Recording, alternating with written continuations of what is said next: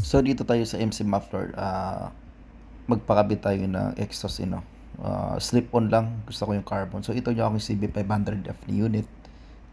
Yun, si Sir John. Ito yung kanyang Yamaha na R3. So, ang ganda ng Acra niya. Ay sir, nakita ko yung mga video mo dun sa yung mga sound check mo. Sa YouTube. Mm. Ayun ang mga test dyan. Real carbon yun. Ito real carbon. Real carbon. So guys, ito yung kanyang sample, yung mga muffler dito sa yan. Ano yung ino-offer po dito sir? Bukod sa big bike, mga mga scooter, meron ka rin. Once in a lahat ang laki ng motor. Pati nga yung Vespa, meron din. Pero depende sa muffler. Nagpabago yung design ng elbow. Depende sa muffler. Tsaka kayo masusunod din sa design ng pagkapapagawa kayo ng full system. Sound check. Start you sir.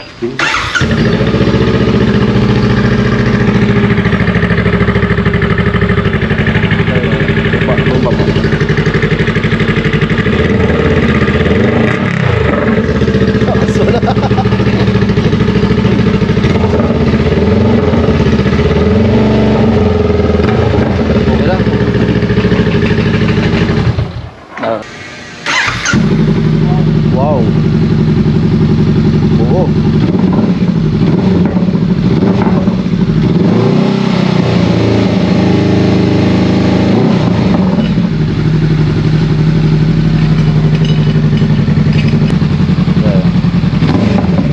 Sipa talaga. Buwang-buwang yung kutsi niya. Okay.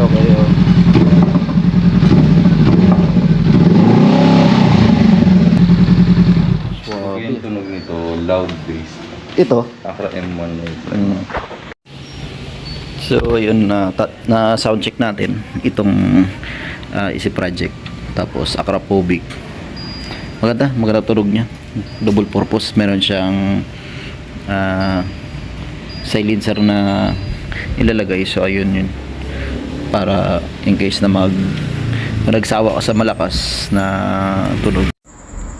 Dinala pala namin dito yung yung unit sa may shop ni boss, kasi doon sa pinuntahan namin doon sa kanyang bahay, kailangan i-customize yung ating elbow kasi hindi siya fit doon sa sa tubo nang galing sa ating sa ating stock na muffler.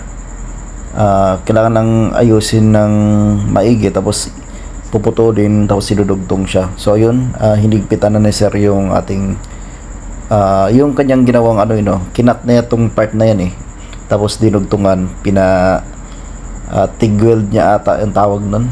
Tapos yun, is more on carbon tong ating Easy Project na muffler na ginamit dito. So ayun, natapos na setup ni sir dito tayo sa ating final, yung pag-test. Okay, start.